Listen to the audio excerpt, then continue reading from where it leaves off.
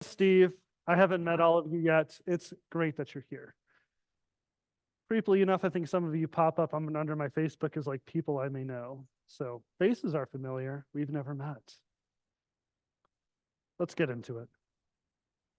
Short, sweet, and bitter. That's the intention for tonight. Last September, I wrote a sermon on Psalm 73. Now, Psalm 73 begins with a lament. And then it ends with acceptance and praise. Habakkuk feels familiar. There's a cry out about injustice and the need for the author to embrace the unseen.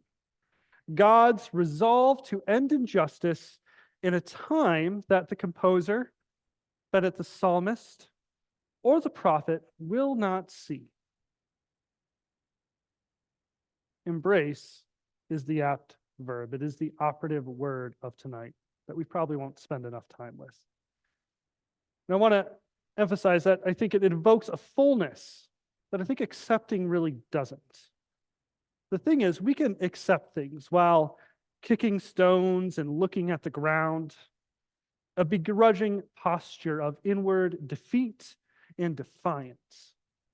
But to embrace, well, that gives us a sense of actually moving forward towards something, or at least posturing ourselves in a way that's ready to receive. Embrace is the fitting verb because it's the name of tonight's text. Habakkuk, derivative of the Hebrew Habakkuk, translates directly to embrace. The book, the text, literally is about embracing. In Habakkuk, we are given assurance. He, the prophet, was given assurance.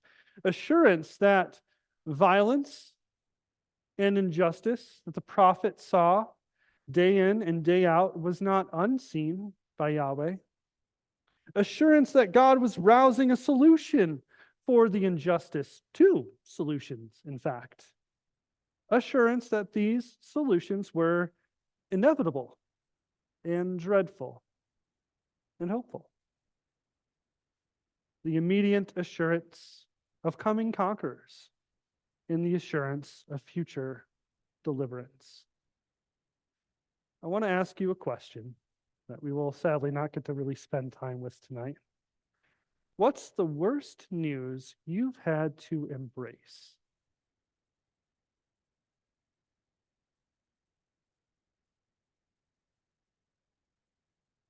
Now, regarding contextual details, Habakkuk was a prophet living in Judah during the late 7th century BC, not long before the invasion of Babylon via the Chaldeans. This isn't to be confused with the eventual full destruction of Judah that would come a little later in 529, but a smaller event that would see King Jehoiakim's reign transition from being the leader he was to a puppet leader of Judah for the Babylonians. Habakkuk's composition is unique. It's short, the fourth shortest book in Hebrew canon. Within the text, we see at least three genres of writing: apocalyptic, oracle, which is more in line with the writings of the prophet. We see poetry. We read a discourse between God and the prophet, the bulk of the book. In fact, the only thing missing is the prophet prophesying to the people, which is the job of the prophet. But I think with Habakkuk, we get to see something else, something more personal. So let's spend tonight with an overview, shall we? The first 4 verses of Habakkuk belong to the prophet and his lament. How long must I call for help, but you do not listen? Why do you make me look at injustice? Why do you tolerate wrongdoing? Habakkuk opens his dialogue in puzzled anguish. Now, depending on how your particular Bible labels its passages, you might miss the change. I certainly did. from character in verses 4 to 5. 5 begins God's response to the prophet. Look at the nations and watch and be utterly amazed. For I am going to do something that you would not believe, even if you were told.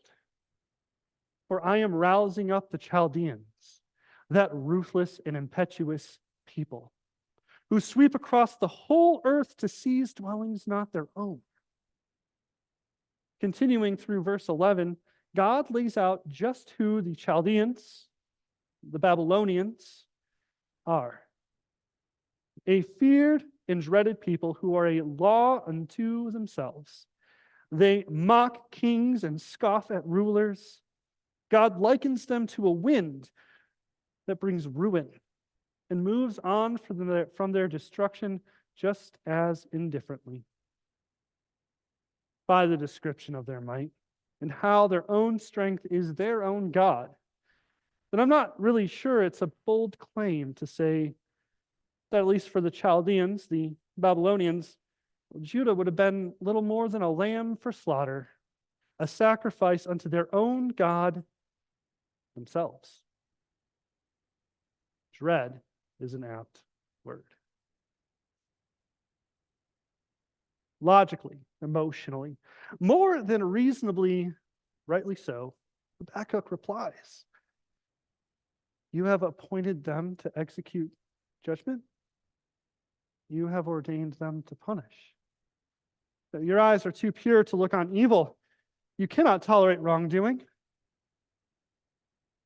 A timid voice, glazed in dread, sprinkled with confusion and just a tinge of outlash. That's how I hear the prophet. Maybe you hear him differently. More anger, more volume, stutters and choked words. No real wrong answer there. The prophet makes a plea in his confusion, his words addressing the very nature of God and how it clashes with the answer that God has just given him. He likens their fate to the fish caught by a fisherman, a net being indiscriminate of what it catches, the wicked and the righteous, all intermingled, swept up. And that net is only there to be emptied. Well, fish only there to be an offering and food. Is he to keep emptying his net? Verse 17, destroying nations without mercy. The prophet continues his metaphor, but breaks it at the end, releasing it in favor of a more direct question. Will the Babylonians go unpunished for their wickedness, even though Judah will be for theirs? It's a worse situation, right? Save us, O God. God responds, gotcha. The Babylonians are going to come and they're going to conquer you. How's that better, God? But that is God's answer. That's what he says. And so, after making his response known, the prophet going, God, that's not better, he makes patience an active process. He sets himself upon the ramparts of the city in anticipation for God's reply, which means he's expecting his reply to be at least in part visual. The coming of the Babylonian army, the hopes of a messenger, something, anything. But he makes his anticipation visual and active. He receives God's reply. How? Uncertain. But in that response, God says, write it down so that a herald may run with it. The revelation waits an appointed time. Though it linger, wait for it. It will come and not delay. God's instructions begin with the prophet to write something down so that another person may carry this message. It's not the prophet's message to carry. Might come back around to that. 5 oracles. 5 traits, 5 because of this, so this, 5 woes, as we've kind of come to know them, are listed as follows. Woe to him who piles up stolen goods and makes himself wealthy by extortion, who builds up his house by unjust gain, setting his nest high to escape the clutches of ruin, builds a city with bloodshed and establishes a town by injustice, who gives drink to their neighbors, pouring it from the wineskins till they are drunk, so that he can gaze upon their naked bodies, who says to the wood, come to life, and a lifeless stone, wake up! Woe to him who steals and extorts, to him who tries to set himself above consequence, to him who sets his rule by violence and inequality, to him who plays the friend, only to expose and violate for their own pleasure, to him who plays God. Those are the oracles to be set for a herald to carry, the message to be broadcast throughout Judah. It's important, then, I think, to note that these oracles are not addressed to any particular nation or people or power. Habakkuk is a prophet, and no prophet is complete without their prophetic word.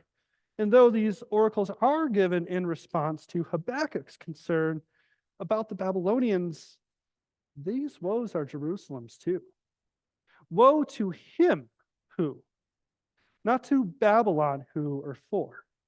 This is God's judgment, God's qualifications for wickedness. In Jerusalem, Judah is just as guilty. One final response from the prophet frames third chapter.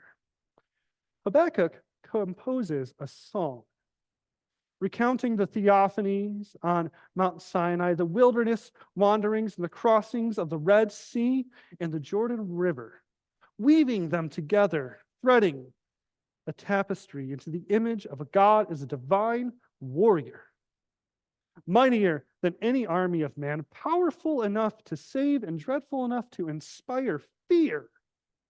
Rays came forth from his hand where his power lay hidden. He stopped and shook the earth. He looked and made the nations tremble. You split the earth with rivers. The mountains saw you and writhed. Yeah, jumping around a little bit, sorry. And then verse 16 pivots the psalm, as Habakkuk has this transparent moment of his own physical, visceral response to the power of God. As I hear, and I tremble within. Rottenness enters my bone, and my steps tremble beneath me. And then, it's slight, but in the second half of that verse, the prophet embraces the inevitability of attack as he utters his resolve to wait quietly for the appointed time of God's own judgment against the Babylonians. A time that will only come after they've invaded Habakkuk's homeland. I wait quietly for the day of calamity to come upon the people who attack us. Lastly, the prophet embraces hope despite the coming ruin. Though the fig tree does not blossom, though the produce of the olive tree fails, though the flock is cut off from the fold, I will exult in God of my salvation. Habakkuk is a prophet we know very little of. His prophetic work is short yet rich in content. I spent 3 weeks combing this over time and time again, finding nugget after nugget. I promise you, I have done Habakkuk so little justice tonight, if any at all. Read it, and then read it again, and then read it like 7 more times. There is so much. But what has sat with me over the few weeks, what has become inescapable, is sitting with Habakkuk as he waited. that when the prophet cried out, he wasn't promised immediate deliverance. The Chaldeans, the Babylonians, they were going to come. That was that. I cannot depart from the image of a prophet who, after inscribing the oracles and then handing them off to a herald, commissioning them to speak the prophecies, carry that message, goes to the ramparts every day to wait and watch for the end. The last verse of the book ends as many psalms commonly begin. To the leader, the stringed instruments, as though the final command, the final prophecy for Habakkuk was for the people of God to sing in the assurance of ruin and salvation. What's the worst news you've had to embrace? You've had to receive, posture yourself towards, and move toward and into. How did you respond to inevitable dread?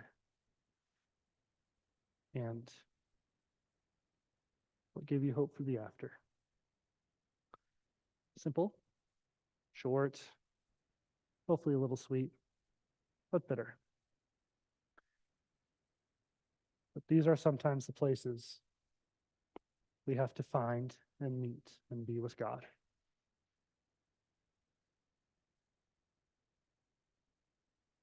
Thank you all for being here.